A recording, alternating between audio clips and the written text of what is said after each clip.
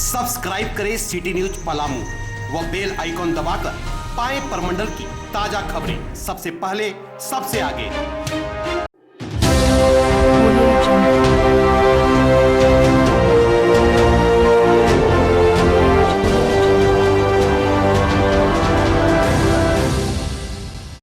राज्य के कोडरमा सांसद अन्नपूर्णा देवी ने झारखंड की हेमंत सरकार पर जनता को गुमराह करने का आरोप लगाया है। प्रेस वार्ता कर सांसद अन्नपूर्णा देवी ने कहा कि केंद्र की मोदी सरकार द्वारा कोल ब्लॉक की नीलामी के निर्णय को राज्य सरकार के आला अधिकारियों ने स्वागत किया है, जबकि राज्य के मुख्यमंत्री हेमंत सोरेन इसका विरोध कर रहे हैं। न्यायालय में भी राज्य सरकार ने नीलामी के समय प्रश्न खड़े किए थे। उन्होंने कहा कि इस प्रकार का बयान देकर जनता को दिग्भ्रमित करना घोर आपत्तिजनक है, जिसकी भाजपा घोर निंदा करती है। कहा कि कोल ब्लॉक नीलामी का निर्णय राष्ट्र हित और राज्य हित में उठाया गया कदम है, जिससे न सिर्फ आत्मनिर्भर भारत का सपना साकार होगा, बल्कि राज्य भी तेजी से आत्मनिर्भर और विकसित झारखंड बनेगा। उन्होंने कहा कि देश के 5 राज्यों के 41 खदानों को निजी क्षेत्र के लिए नीलाम किया जाएगा।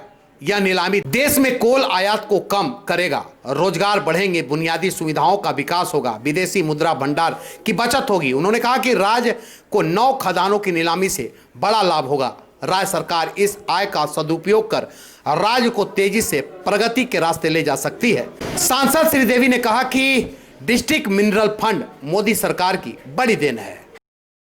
राष्ट्रीय हित और राज्य हित में और राज्य सरकार जिस तरह से हायतौबा मचा रही है, लोगों को गुमराह करने का काम कर रही है। हमें लगता है कि अगर कोल ब्लॉक नीलामी होती है, वो बिल्कुल ट्रांसपेरेंसी के साथ हो रहा है। पिछले सरकार में जैसे हुआ था वैसे उस तरह का नहीं है।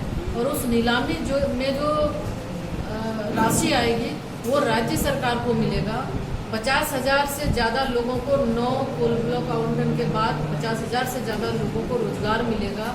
आधारभूत संरचना का विकास होगा और कहीं ना कहीं हमें लगता है कि उसके माध्यम से जो पैसा जो रेवेन्यू आएगा उससे राज्य का भी विकास होगा। हर एक जिला में DMFT के तहत कार्य किए जाते हैं, फंड आता है जिसके माध्यम से हम जिला का भी विकास कर सकते हैं, विभिन्न काम में लगा सकते हैं। तो और जो विदेशी मुद्रा, हम आत्मनिर्भर भारत की बात जो हम कहें, आदरणीय प्रधानमंत्री जी का जो सपना है कि हम भारत आत्मनिर्भर होगा हर एक दृष्टिकोण से, तो हमें लगता है इस कोल ब्लॉक नीलामी के माध्यम से भी, क्योंकि अभी हर वर्ष लगभग 1.5 लाख करोड़ विदेशी मुद्रा खर्च होता है कोयला दूसरे देशों से लाने के लिए, तो इससे बहुत बड़ी मात्रा में ये राहत होगा और विदेशी मुद्रा का कम खर्च होगा। तो हम देखें तो हर एक स्तर पर राज्य को फायदा है। इसलिए राज्य सरकार आम जन को, पब्लिक को गुमराह ना करे। राज्य सरकार के राजस्व उसमें मिलेगा, राज्य का विकास होगा।